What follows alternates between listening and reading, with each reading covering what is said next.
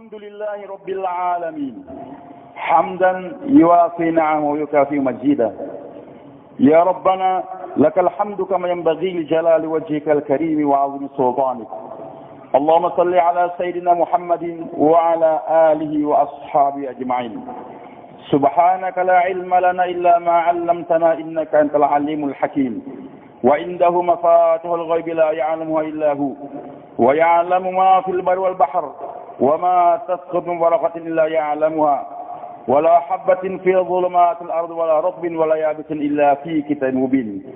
أشهد أن لا إله إلا الله وحده لا شريك له وأشهد أن محمدا عبده ورسوله وصفيه وخليله بلغ الرسالة وأدى الأمانة ونصح الأمة وكشف الغمة وجاهد في سبيل ربه حتى أتاه اليقين. اللهم اجز عنا وعنه وعن الإسلام والمسلمين خير ما جزيتنا من أمته ورسولنا قومه. فيا المسلمون الكرام أوصيكم ونفسي بتقوى الله فقد فاز المتقون. يقول عز وجل يا أيها الذين آمنوا اتقوا الله حق تقاته ولا تموتن إلا وأنتم مسلمون. ويقول رسول الله صلى الله عليه وسلم اتق الله حيثما كنت وأتبع السيئة الحسنة تمحوها وخالق الناس بخلق حسن atau kama qala Nabi sallallahu alaihi wasallam. Hadirin jemaah Jumat yang dimuliakan oleh Allah Subhanahu wa taala. Sejak awal Allah telah jelaskan bahwa Al-Qur'an yang merupakan pegangan umat Islam sampai akhir zaman. Alif Lam Mim, zalikal kitab la raiba fihi hudal lil muttaqin. Alif Lam Mim, zalikal kitab itu Al-Qur'an. La raiba fihi, tidak ada keraguan di dalamnya. Hudal lil muttaqin, petunjuk bagi orang bertakwa. Hadir jemaah Jumat dengan Subhanahu wa taala. Kekhususan daripada Al-Qur'an bahwasanya Al-Qur'an tidak ada keraguan di dalamnya, walaupun sebagian manusia masih meragukan sampai sekarang. Namun hadirin, keraguannya ada di hati mereka, bukan menunjukkan Al-Qur'an tidak benar. Al-Qur'an itu benar adanya. Matahari di tengah hari, semua orang sepakat bahwa yang mentari adalah putih warnanya. Tapi ada orang yang sakit mata. Dia pandang matahari itu warnanya kuning. Dan dia berteriak, marah. Wahai sekalian manusia, kalian bohong. Saya lihat matahari kuning warnanya. Padahal semua orang sepakat matahari warnanya putih waktu itu. Apa yang menyebabkan dia meragukan keputihan matahari? Karena ada sakit mata yang ada di mata dia. Al-Quran itu benar adanya, tapi masih meragukan akan keabsahan Al-Quran. Fi qulubihim maradun fazadahumullahu marada. Di hati mereka ada penyakit, maka ditambahkan penyakit tersebut oleh Allah Subhanahu wa taala. Di antara kebenaran Al-Quran hadirin, Al-Quran menceritakan apa yang lalu sebagai tamsil, ta'bir bagi kehidupan kita. Menceritakan apa yang terjadi sekarang, dan termasuk kehebatan Al-Quran untuk menunjukkan bahwa semakin hari semakin nampak benarnya Al-Quran. Al-Quran menceritakan apa yang terjadi di masa akan datang. Di antara dua yang pasti terjadi, dan ini menjelang tibanya hari kiamat, atau ciri di antara hari kiamat akan tiba, dan harus kita persiapkan dengan kerja dakwah ini. Dua di antara yang diberitakan oleh Allah, dan ini pasti terjadi. Dan arah ke sana pun sudah nampak sekarang di depan mata kita. Yang pertama, Allah Subhanahu wa taala firmankan tentang kehidupan Bani Israel yang tadinya mereka tinggal di Palestina, keturunan Ibrahim alaihissalam. Nabi Ibrahim punya dua orang istri, yang pertama Sarah, kemudian yang kedua Siti Hajar radhiyallahu anhuma. Dari keturunan Sarah lahir Ishak alaihissalam, kemudian putranya Yakub, kemudian Yusuf. Begitulah berlanjut Bani Israel berasal daripada keturunan Ishak, Yakub. Israel nama Yakub alaihissalam, Bani Israel berarti keturunan Yakub alaihissalam. Hadirin, mereka pertama tinggal di Palestina, dibimbing oleh para anbiya, bahkan tidak kurang daripada ribuan nabi dikirimkan oleh Allah untuk membina Bani Israel. Tapi senantiasa kebanyakan mereka membangkang dengan ajaran yang diwahyai pada nabinya. Sehingga kutukan Allah datang pada mereka, disebarkan di permukaan dunia. Wa qatta'nahum fil ardi umama. Kami sebarkan, pisah-pisahkan mereka di penjuru dunia aja. Allah muliakan lagi mereka dengan datangnya Yusuf alaihissalam. Dibawa ke Mesir, dimuliakan sebagai raja, menteri-menteri, pejabat-pejabat. Tapi karena jauh daripada ajaran para anbiya, kemudiannya mereka menjadi hamba-hamba saya, budak-budak di Mesir, membangun piramida dengan kerja rodi dan sebagainya. Allah ingin muliakan kembali Bani Israel dengan datangnya Musa alaihissalam. Kembali kepada Allah, dimuliakan. Fir'aun pun dihancurkan oleh Allah. Dan Allah katakan setelah itu kepada Bani Israel, wa qulna min ba'di Bani Israel uskul ardh. Kami katakan kepada Bani Israel, silakan tinggal di Mesir sekarang. Dan Allah katakan, fa idza jaa wa'dul akhirati ji'na bikum lafifa. Nanti kalau sudah akan tiba hari kiamat, kami pasti akan kumpulkan kembali kalian di satu tempat. Janji Allah itu. Bani Israel yang sekarang tersebar di seluruh dunia, bahkan ada di Indonesia, suatu saat nanti akan dikembalikan ke tempat. Dan ulama sepakat tempat kembalinya Bani Israel adalah Palestina. Ini yang pertama, dan pasti akan terjadi. Dan arah ke sana pun sudah mulai nampak. Ketika kami berada di negara-negara miskin, termasuk di Sudan, di Yaman, di Mesir juga. Orang-orang Israel yang ada di negara tersebut, di Habasyah, Ethiopia, sudah pada kembali dan dipersiapkan oleh pemerintah Israel sekarang. Itu pemukiman-pemukiman. Hadirin, tanpa mengurangi kesemangatan saudara-saudara kita yang berjuang di Palestina untuk melawan Israel. Tapi ingat, bagaimanapun juga usaha untuk mengusir Bani Israel dari Palestina, suatu hal yang tidak akan mungkin terjadi. Janji Allah, mereka akan dikembalikan ke Palestina. Mereka akan berkumpul semua seluruh dunia. Yang miskin-miskin sudah mulai datang. Ingat suatu hari nanti, orang-orang Israel yang ada di Amerika, yang kaya-kaya, yang kaya di Eropa, yang kaya di Indonesia dan Singapura, pasti suatu saat akan diusir oleh masyarakat dunia untuk kembali ke Palestina sana. Dan arah ke sana nampak. Orang-orang yang baik, ingin berbuat baik kepada Palestina, yang terzalimi, membawa sumbangan, membawa pengobatan dibom oleh Israel. Sehingga hari demi hari akan nampak kebencian dunia kepada Israel. Dan itu skenario daripada Allah untuk menggiring masyarakat dunia membenci pada Israel. Sehingga suatu saat nanti orang Amerika akan paham mereka selama ini ditipu oleh Yahudi. Suatu saat nanti mereka akan sadar sesuai apa yang dikatakan oleh presiden mereka sejak sekian tahun yang lalu. Suatu saat nanti Israel pasti akan diusir dari Amerika. Dari Jerman sudah, dari Eropa yang lain pun akan terjadi. Hadirin Allah Subhanahu wa taala, dan sebenarnya orang Israel sendiri paham bahwasanya kubur kami yang terakhir adalah Palestina. Dikembalikan ke sana bukan untuk dimuliakan, tapi sebagai kuburan massal bagi mereka suatu saat nanti. Janji yang keduanya pasti terjadi. Allah sudah ingatkan ketika makar orang Yahudi terhadap Nabi Isa alaihissalam. Mereka berbuat makar ingin membunuh Nabi Isa alaihissalam. Dan mereka katakan, Inna qatalna Masih Rasulullah. Kami yang telah membunuh Isa alaihissalam. Tapi Allah katakan, wa ma salabuh wa ma qataluh. Mereka tidak membunuh Isa dan tidak menyalib Isa, walakin syubbiha lahum.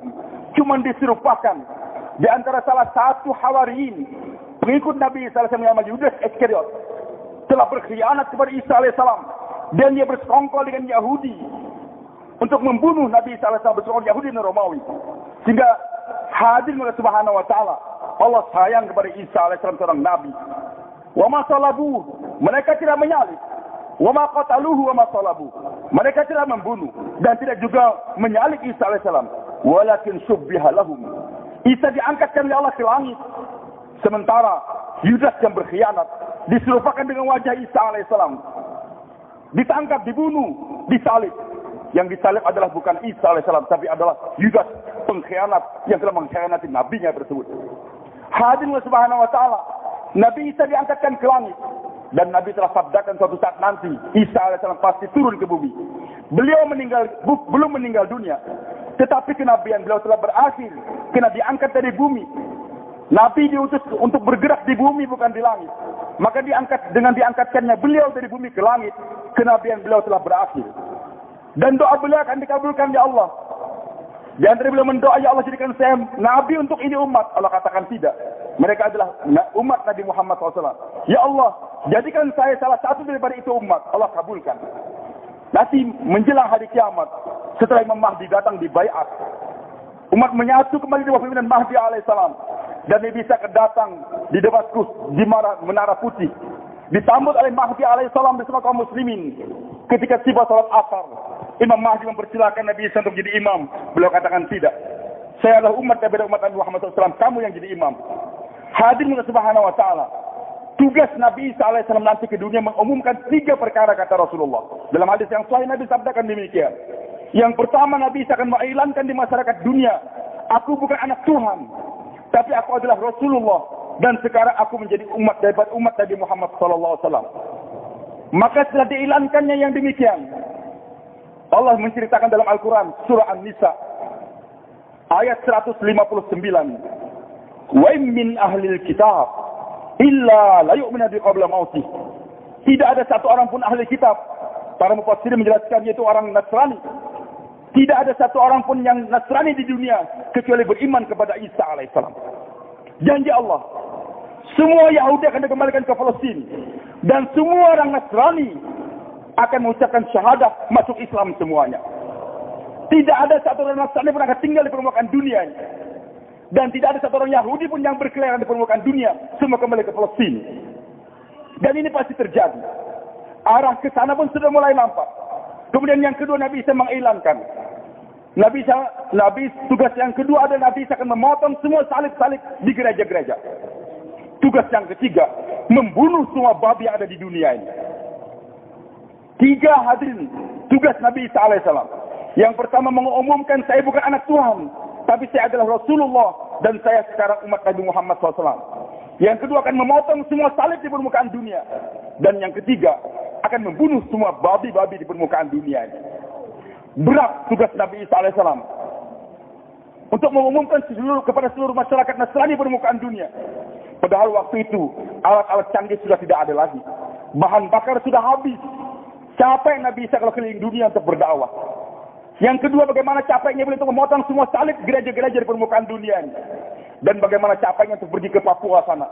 Untuk membunuh babi-babi yang ada di sana. Hadirin, inilah hubungannya dengan gerak dakwah yang kita kerjakan sekarang. Nanti Nabi Isa akan datang. Dengan seiring gerak jamaah yang bergerak dari permukaan dunia ini. Sebelum datangnya Nabi Isa alaihissalam, banyak masyarakat Nasrani akan masuk agama Islam berbondong-bondong. Alhamdulillah hadirin, sejak tahun 1926 dimulainya ini gerak dakwah kembali secara istimai. 1936 bergerak, mulai masuk ke Saudi Arabia, orang haji mulai berdakwah. Alhamdulillah, Eropa sekarang mulai berubah. Amerika telah mulai berubah. 4.000 masjid sudah ada di Perancis. Bahkan 400 gereja di antaranya sudah jadi masjid. Kami heran ketika kami sholat di bulan Ramadan di Jepang, bergerak 45 hari di sana. Ternyata sudah lebih 300 masjid ada di Jepang. Dan begitu semangatnya mereka walaupun kerja capek. Tapi orang Islam tidak kalah semangatnya untuk sholat tarawih 1 juz. Yang saya heran lagi ternyata imamnya dari mana datangkan? Bukan dari Indonesia. Tapi 35 orang hafiz Quran, ulama. Didatangkan dari Inggris. Saya bertanya, bagaimana kalian bisa datang kemari? Mereka katakan, Alhamdulillah, dengan berkat dakwah yang terus-menerus sekarang di Inggris, kami sudah punya 10 pondok pesantren besar. Pondok pesantren yang khusus mengkaji kitab kuning, ajar agama. Dari 2 pondok pesantren yang besar saja, Birmingham dan yang kedua Dewsbury, yang merupakan markas dakwah kita di Eropa terbesar di sana, menghasilkan setiap tahun tidak kurang daripada 100 hafiz Al-Quran. Orang tua kita, almarhum Dr. Nur Al-Idrus, semoga Allah mengangkatkan derajat beliau senantiasa, pulang dari Inggris bercerita kepada saya, ketika kami sholat tarawih di markas Dewsbury sana di Inggris, ternyata imam datang bertanya kepada beliau yang duduk di saf yang pertama, ayo hafiz Quran? Bapak hafal Quran atau tidak? Beliau katakan tidak hafal. Tolong pindah ke saf yang keempat. 3 saf pertama di Inggris hari ini, bulan Ramadan, diisi oleh para hafiz-hafiz Al-Quran. Panjangnya saf tidak kurang daripada 100 orang. Hadirin subhanahu wa ta'ala, dengan gerak dakwah ini hari demi hari, masyarakat Eropa akan masuk Islam.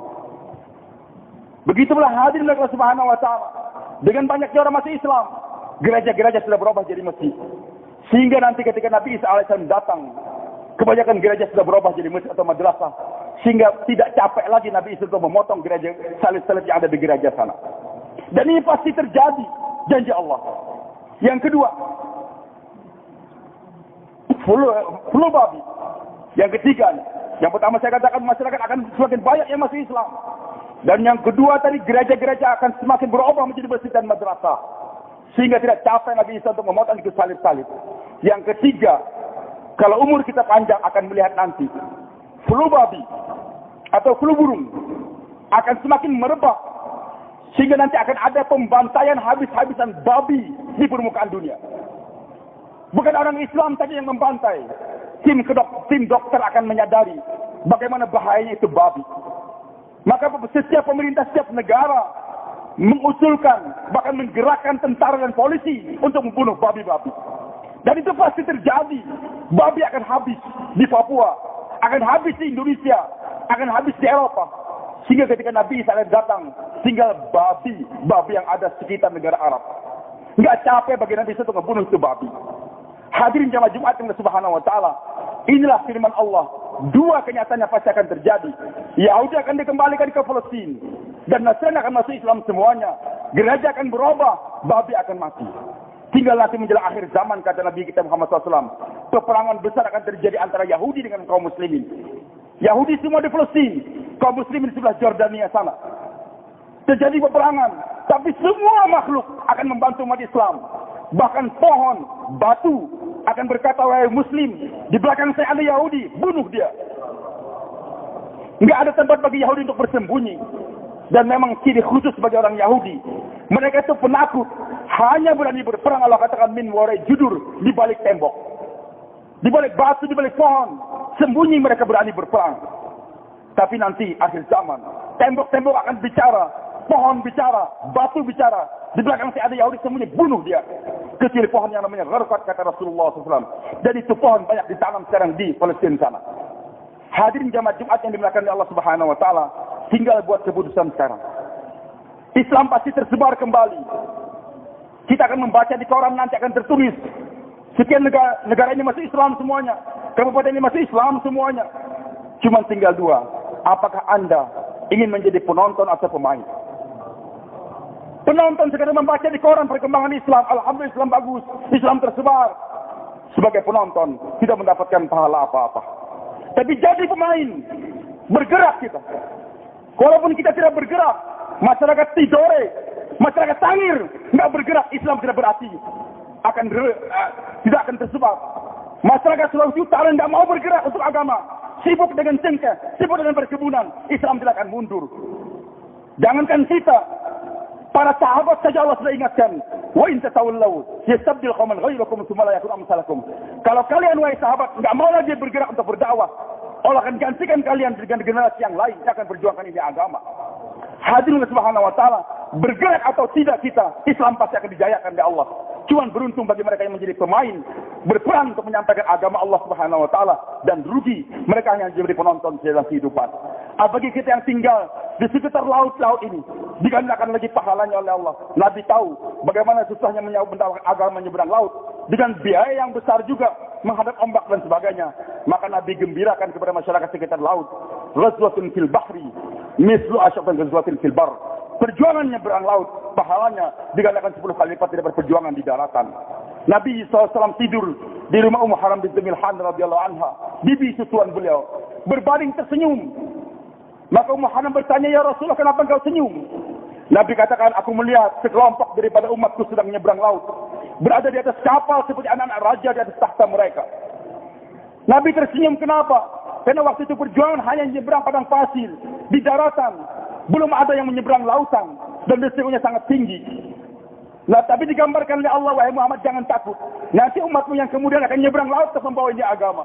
Maka ketika bermimpi dan mimpi Nabi hak, ketika mimpi adanya umat yang mau menyeberang lautan, Nabi tersenyum. Ummu Haram binti Milhan langsung minta, ya Rasulullah, doakan agar saya termasuk di antara mereka. Begitu semangatnya itu wanita ingin berjuang menyeberang laut, Nabi katakan, anti minhum, engkau termasuk di antara mereka. Tidur lagi, senyum lagi. Ditanya, kenapa kau senyum lagi ya Rasulullah? Saya mimpi lagi, rombongan yang kedua nyebrang laut lagi untuk menyampaikan agama. Naik kapal, berada di atas tahta, di atas kapal, seperti anak-anak raja di atas tahta mereka. Ya Rasulullah, doakan agar saya termasuk rombongan yang kedua. Nabi katakan, tidak, kamu termasuk rombongan yang pertama saja. Meninggal dunia Rasulullah SAW. Abu Bakar pun meninggal, Umar meninggal dunia. Utsman bin Affan radhiyallahu anhu menjadi khalifah di Madinah. Muawiyah bin Abu Sufyan menjadi gubernur di negeri Syam. Beliau melihat ada kesempatan untuk menyeberang ke Eropa sana. Dibuat armada besar, diiklankan, kita akan menyeberang ke Eropa untuk membawa ini agama. Ummu Haram binti Milhan ingat apa yang terjadi dengan Nabi SAW dahulu. Maka dia target suaminya Abu Ubadah bin Samit. Ubadah bin Samit, cepat daftarkan nama kita berangkat bersama dengan rombongan. Diterima. Rombongan itu berangkat ke Siprus. Sesampainya di Siprus sebarkan agama di seluruh Eropa. Ketika perjalanan pulang kan kembali ke negeri, ke Damaskus. Perjalanan menuju pelabuhan, Ummu Haram jatuh dari kendaraan dan meninggal dunia di sana. Rombongan yang baru pulang dari Siprus bercerita kepada saya, kami alhamdulillah sempat ziarah ke makam Ummu Haram binti Milham, dan di atas kubur beliau tertulis Al-Mar'atus Salihah, wanita yang salihah. Hadirin jamaah Jumat yang Allah Subhanahu wa taala, beruntung bapak-bapak yang tinggal sekitar laut. Mari kita seberangi ke lautan, pergi ke pulau-pulau untuk membawa ini agama, maka kita menjadi pemain yang akan dimuliakan oleh Allah Subhanahu wa taala. Penonton tidak akan mendapatkan trofi, tidak akan mendapatkan mahkota. Pemain akan memegang trofi dan membuat mahkota daripada permata yang disiapkan oleh Allah Subhanahu wa taala. Yaqulu Rasulullah sallallahu alaihi wasallam, kullu bani adam khata wa khafata'in tawwabun. Setiap anak Adam tentu salah, dan sebaik-baik mereka yang salah mereka yang mau bertobat kembali pada Allah. Tubu ilallah wastaghfiru innahu huwal ghafurur rahim.